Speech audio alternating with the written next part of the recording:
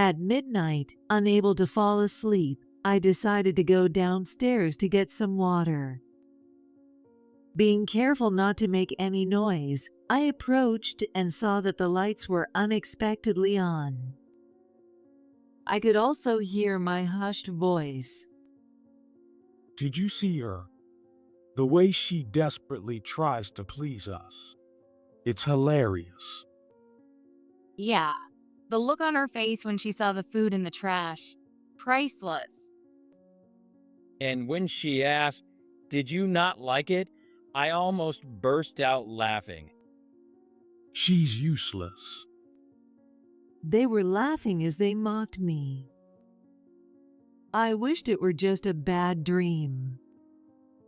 But it had already reached a point where I could no longer ignore it. I had reached my breaking point.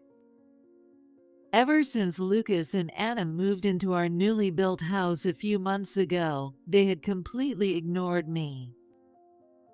The three of them would smirk at me with unsettling grins. Lately, I had gone beyond anger and sadness. I felt nothing at all. Once I decided to leave this house, I wasted no time. I quietly returned to my room and started looking for a temporary apartment. The next evening after work, I packed my essentials, stuffing what I needed into my suitcase. After leaving the house and arriving at my temporary apartment, all three of them called me that same day. "Mom, get back here now." I was planning to treat you to dinner tonight. Please, just come back home. Where the hell are you? Stop being stubborn and come home. All of them kept saying the same thing, telling me to come back over and over. Thinking back on everything that had happened, I gave them my response. My name is Jessica. I work full-time while also managing the household.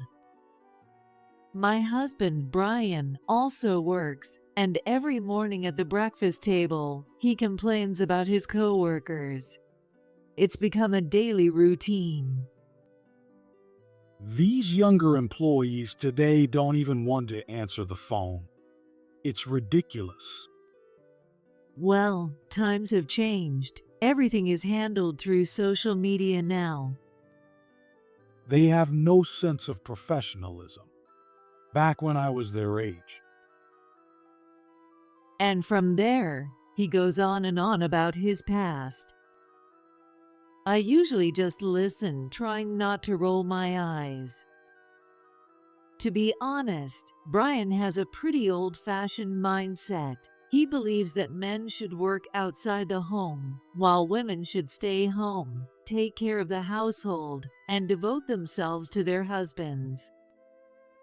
He also insists on having control over everything at home, playing the role of the traditional head of the household.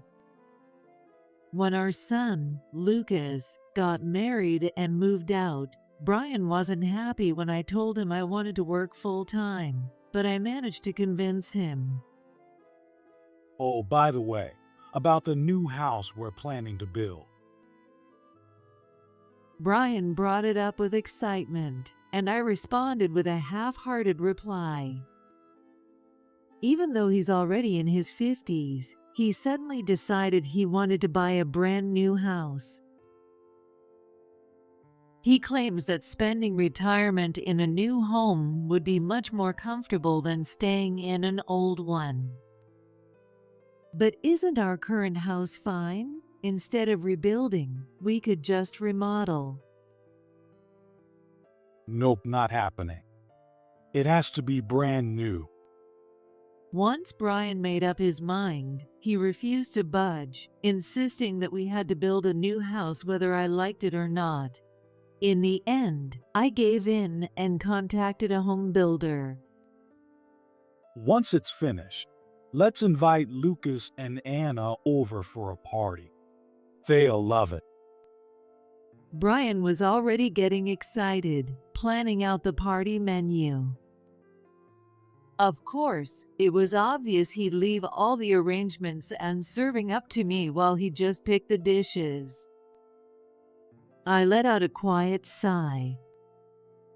Before long, the new house was completed, and Brian and I moved in right away. That distinct scent of fresh wood, typical of a new home, filled the air. Aren't you glad we built it? Brian puffed out his chest proudly. Even though it was just the two of us, a two-story house felt a little too big. But for once, I had to admit, I was kind of happy too. A month later, Brian and I invited Lucas and Anna over for a housewarming party. As soon as our son Lucas and his wife Anna stepped inside, their eyes lit up. Since they were currently living in an apartment, they couldn't stop expressing their amazement. It's huge. Wow, what a beautiful house. Brian, clearly pleased with their reaction, casually threw out a suggestion. You know, if you guys want, you could move in with us.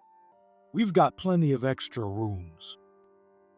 Come on now, there's no way they'd want to live with us. Stop joking. I laughed it off, and the night ended on a warm and cheerful note. Never in a million years did I expect them to take those words seriously and actually move in. Just a few days after the party, Lucas and Anna showed up with huge suitcases in tow. What's with all that stuff?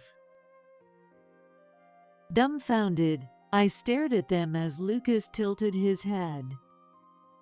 What do you mean? We came to live here. Brian said it was okay, didn't he? Without a hint of hesitation, they walked right in like they owned the place. When I asked about their apartment, they said they had already started the lease termination process and would be out by the end of the month. This is way too sudden. I had hoped they would live independently, so I tried to gently discourage them. But they wouldn't hear it. Instead, they turned to Brian for support.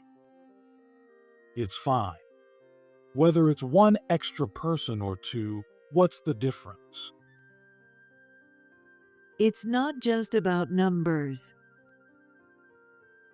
Besides, they already canceled their lease. They'd have nowhere to go. That'd be cruel. That's their responsibility. Even as I argued, Brian refused to budge. And just like that, they practically forced their way into living with us. After a while, a moving truck pulled up in front of the house, and a group of strong-looking movers started unloading boxes one after another. Once they were done, they left with bright, friendly smiles. After that, Lucas and Anna's belongings were scattered all over the new house.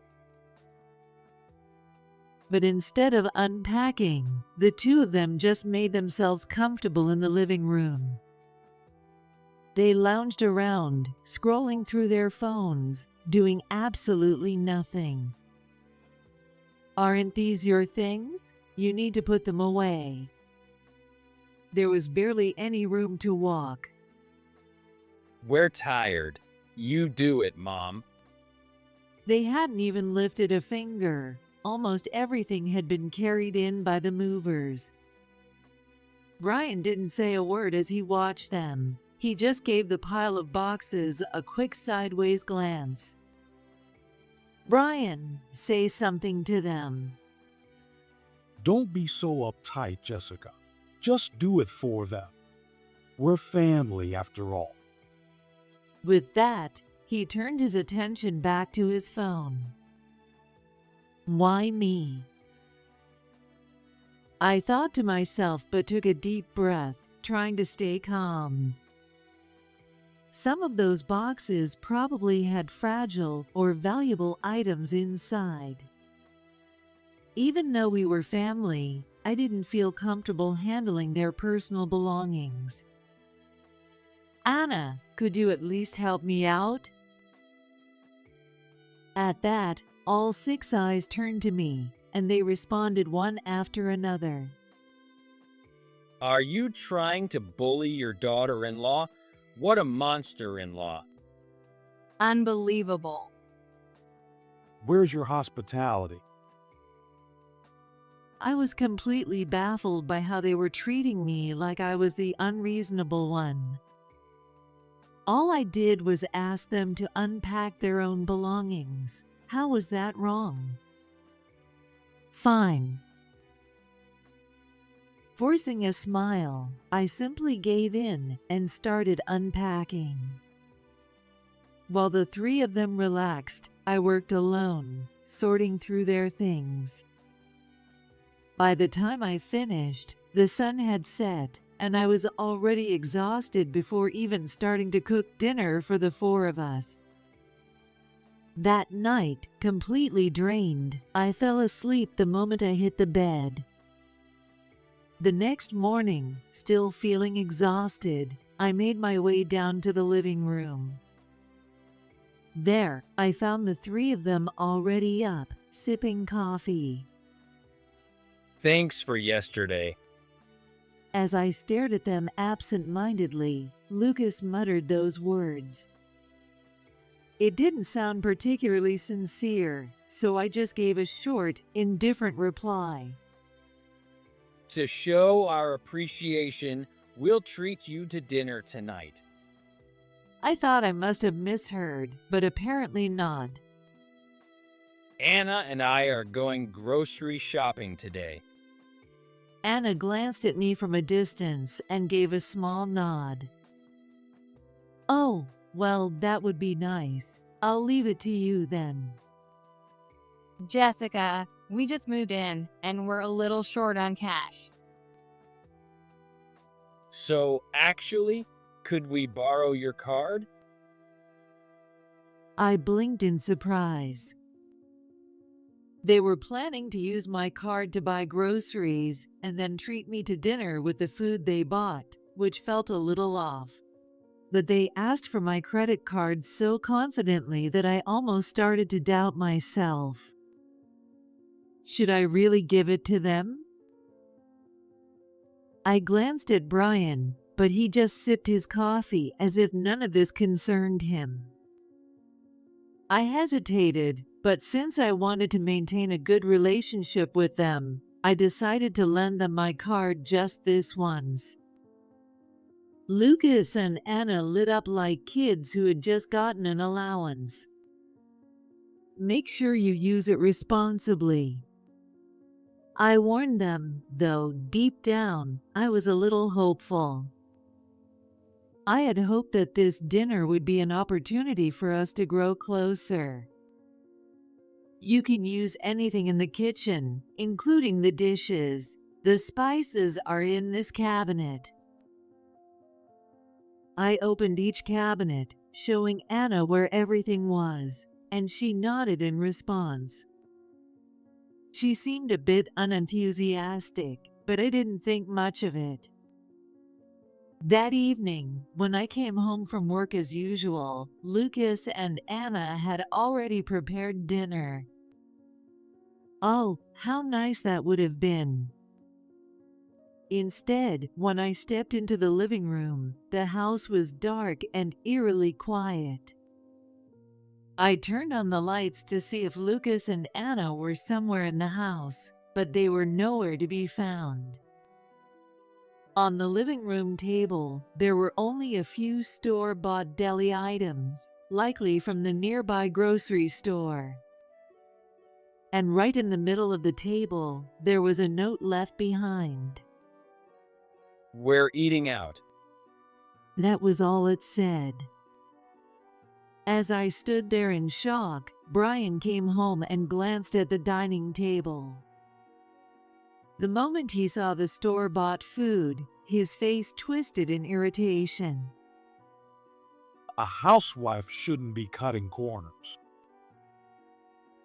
It wasn't me. This was Anna and Lucas doing. They said they would take care of dinner tonight.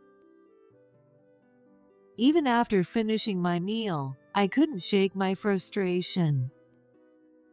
The next morning, I wanted to confront Lucas and Anna about what had happened the night before. "Good morning." But when I greeted them, my words seemed to dissolve into thin air. No one responded. Up until yesterday, they would at least reply. Feeling that something was off, I went ahead and prepared breakfast for 4 and set it on the table. However, no one touched the food. They just sat in the living room, sipping their coffee in silence. I decided to take the initiative and greeted them again, trying to create an opportunity to talk. "Good morning." No response. The next day, and the day after that, the three of them remained silent, refusing to acknowledge me no matter how many times I spoke to them. Even after a month, nothing changed. I kept preparing meals, only to be completely ignored, leaving me with nothing but a sense of emptiness. Maybe this is my fault somehow. I didn't know how long this would last, but I told myself I needed to endure it to some extent. Hoping that one day the three of them would open up to me, I made an effort to reach out. I cooked Brian's favorite meals, tried reminiscing with Lucas about his childhood, and invited Anna to go grocery shopping. But no matter what I did, they kept ignoring me, and time just dragged on. Another week passed, and not only did they refuse to eat the meals I made, but they even started throwing them in the trash. "Lucas, I thought you liked this dish?" I could hear my own voice trembling. That meal was something I had made from scratch, a dish he had loved since he was a child. Watching him silently toss the food straight into the trash can beside the sink filled me with a strange sense of fear. Not long after that, Brian handed me a piece of paper. No, rather than handing it to me, it would be more accurate to say he threw it at me. Just as I was about to enter the living room, I saw a neatly folded paper airplane, aimed straight at me. Ouch, what is this? I picked up the paper that had hit my forehead. It looks like some kind of document, but what is it? Suspicious, I unfolded it, only to find that it was a divorce form. Brian had already filled out his part, leaving only my section blank. In disbelief, I turned toward where the paper airplane had come from, only to see Brian smirking at me. Beside him, Lucas and Anna were giggling, mocking me. A divorce form, of all things. He was making it clear that he wanted to end our marriage. Overwhelmed, I ran out of the living room and locked myself in my room. In shock, my mind spun as I paced around the room. They're not just ignoring me anymore. They've escalated to this kind of harassment. What is going on? I couldn't stop thinking about the possibility of divorce, and the thought unsettled me. For the next 3 months, the silent treatment continued, along with the relentless paper airplane divorce form. I had assumed this harassment would end soon, but there was no sign of it stopping. The three of them would smirk at me with eerie grins. At this point, I felt nothing anymore. I was beyond anger or sadness. I was just completely exasperated. Should I just divorce him? A small voice in my head whispered the thought. Around this time, I started keeping a journal to organize my thoughts. I opened my notebook, grabbed a random pen from my drawer, and began scribbling. I had recently discovered that Lucas and Anna weren't working at all. I overheard them chatting with Brian, completely ignoring my presence. I wasn't sure if they had lost their jobs before or after moving in, but they had been without income for quite some time. Worse, they had no intention of getting jobs or helping out around the house. They even scoffed at the idea. So what were they doing while they were out during the day? Apparently, they were just using my credit card to have fun. The card I had lent them to buy groceries had never been returned. When I checked my statements, they were filled with charges from high-end restaurants and luxury brands. They often went out, saying they were going to eat out, but they were always using my card. Brian, however, didn't seem to say anything about it. The thought of them treating money as if it were an endless fountain infuriated me. Finishing my entry, I closed my notebook and shut my eyes. What exactly do they want from me? One night, I suddenly woke up for no reason. Even though I knew I needed sleep for work the next day, I couldn't seem to fall back asleep. At midnight, I decided to go downstairs to get some water. Being careful not to make any noise, I approached and saw that the lights were unexpectedly on. It wasn't just the light spilling out from the doorway. I could also hear Brian's voice. Did you see her? The way she desperately tries to please us. It's hilarious. Yeah, the look on her face when she saw the food in the trash. Priceless. And when she asked, "Did you not like it?" I almost burst out laughing. Honestly, her cooking is below average anyway. Good job, Lucas. I really wish she'd stop inviting me to go grocery shopping with her. She's useless. They were laughing as they mocked me. I wished it were just a bad dream. But it had already reached a point where I could no longer ignore it.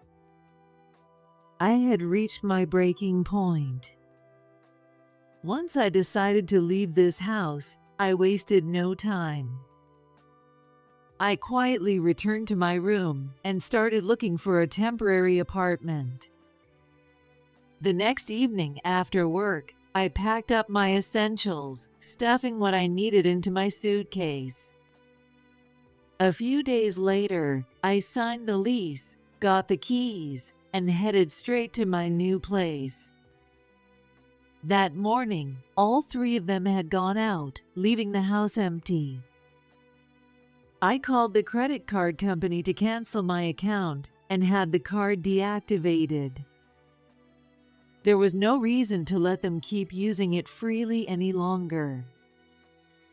As I left the new house I had just moved into and arrived at my temporary apartment, I felt an unexpected sense of relief. The thought that I no longer had to endure everything made my shoulders relax, and I sank to the floor. That night, my phone buzzed. I glanced at the screen and immediately saw that it was a call from Lucas. Hello? Mom? Get back here now. The card isn't working. Yes, I canceled it. Are you kidding me? You can't just do that. What am I supposed to do? I already ate my steak. Oh, so they had steak tonight? Must be nice. I muttered to myself in my head. Figure it out yourself. I shut him down and hung up the call as he continued to yell. Oh, so now you want to talk to me? How convenient. The next call was from Anna. It happened just as I was about to boil water for instant noodles. Hello. Jessica, it's me. Lucas told me you canceled the card. Why would you do that? She spoke through quiet sobs, sounding as if she were truly heartbroken. I was planning to treat you to dinner tonight. Please, just come back home. Her fake sincerity was unbearable, so I decided to say what I really thought. Anna, I'd be much happier if you treated me with money you actually earned. That's so cruel. You're making it sound like I don't work at all. Do you really think I don't know? Well, She stammered, clearly caught off guard. Go wash your face with some soup and try again. I shut her down and hung up. She was probably staring at her phone in confusion right now. By the way, wash your face with soup and try again is a way of telling someone to wake up and get their act together. Rather than relying on my credit card forever, she should get a part-time job and start supporting herself. The next call came from Brian. I had just poured hot water into my noodles and was about to wait 3 minutes. When I answered, I could hear the panic in his voice. Where the hell are you? Stop being stubborn and come home. Let me guess, you can't use the credit card anymore? There was a brief pause before he spoke. How did you know? Yeah, that's exactly it. I just got off the phone with the other two. Sorry, but I'm divorcing you. What the hell are you talking about? Where are you? Like I tell you, you, Lucas, and Anna can enjoy each other's company. Are you kidding? Those two are nothing but parasites. Oh, so he knew, yet he still let them use my card freely. I was too stunned to even respond. They only moved in because they thought I was the one paying for the new house. They actually think I covered all the costs. Oh dear, that sounds rough. I laughed. Don't laugh. I was willing to keep you around as a housekeeper, and this is how you repay me. I could almost see his face turning red with rage over the phone. Saying he was willing to keep me around as a housekeeper was quite the bold statement. Betray you? Who's really the one who did that? I asked, thinking back to everything that had happened. The truth was, that house had been built on land I inherited from my late parents. I was the legal owner. The land and house were in my name. Brian was the one who wanted to build a new house, but he couldn't afford the construction costs or even qualify for a loan. So, I had no choice but to pay for it with my savings. Yet he had invited Lucas and Anna to move in without asking me, ignored me, and even threw divorce papers at me. And who exactly made all that happen? Shut up. You're such a damn nag. He spat the words furiously. My wife's inheritance is my inheritance too. Ever heard of asset division? The inheritance I received from my parents isn't subject to asset division. What? I wasn't an expert in law, but I was pretty sure I had heard that somewhere before. That's a lie. You're just trying to cheat me. Brian was shouting on the other end of the phone. Yelling about it won't change anything. When I said that, he became even more furious. Then fine. We'll just change the name on the deed. I'll have the house and land transferred to me right now. Are you planning to go to the courthouse tonight? Because I already told you. I'm divorcing you. Can't I just go to a real estate office and get it done quickly? My head started to ache. Brian had never dealt with contracts or paperwork before. He had always dumped those things on me. If he really believed that, he should try going to a real estate office himself. They'd probably just laugh in his face. Speaking of real estate, I paused before continuing. I already listed the house and land for sale. Once it's sold, I need you to move out. While arranging my temporary housing, I figured I might as well put the property on the market. The location was great, and the real estate agent was confident it would sell quickly. In fact, ever since it was listed, there had been a lot of interest. When I said that, Brian seemed unable to process it and didn't say a word in response. All that confidence from earlier had completely disappeared. It was almost comical. Oh, and I already filed the divorce papers you threw at me.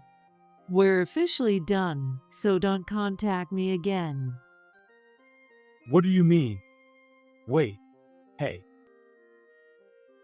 He suddenly snapped back to reality and started panicking, but it was too late.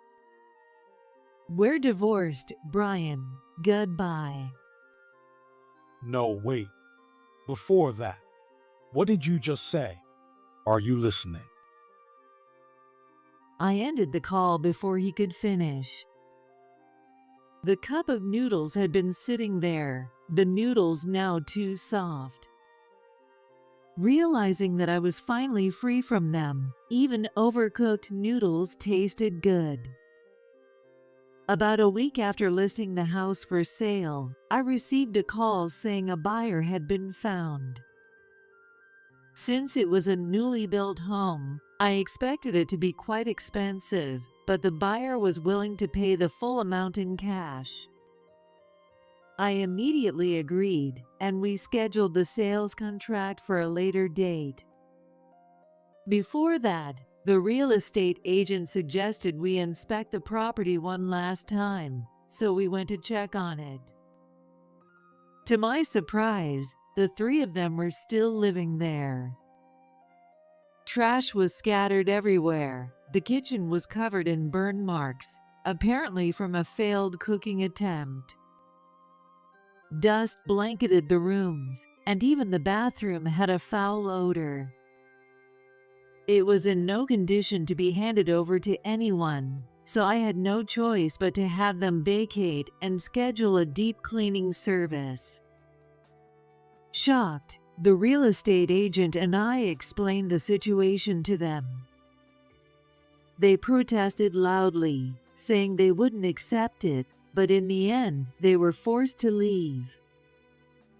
They put on a show, acting as if they understood and would move out soon, but I knew better.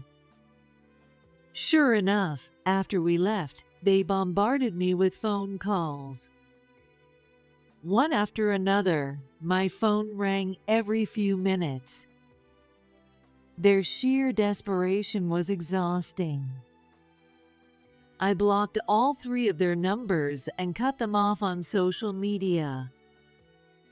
Then they went as far as showing up at my workplace, so I cut ties with them right then and there.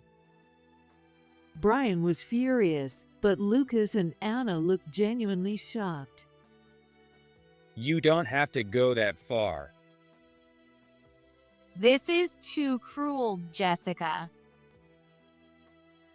But not me, right? I mean, I'm your son. Oh, I know. Why don't you make my favorite meal again? I threw it out last time, but I actually love that dish. In that instant, I remembered the sight of him tossing my food into the trash. Did he really think that back then? Don't say things just because it's convenient for you. I shut him down and turned my back on them. That was the last time I ever saw Lucas, Anna, or Brian. I had no idea where they moved, nor did I care. After leaving my temporary housing, I moved into a small apartment on my own. I continued working, but now I was finally enjoying the freedom of living alone. I had more time for myself. Maybe I'd study for a certification or start a new hobby. But for now, I just wanted to enjoy this peaceful time a little longer. I didn't need a brand new house. This small apartment was still my own little castle. Maybe I'll redecorate, add some dried flowers, and cook just for myself. Thinking about all that, I slowly poured hot water into my cup of noodles.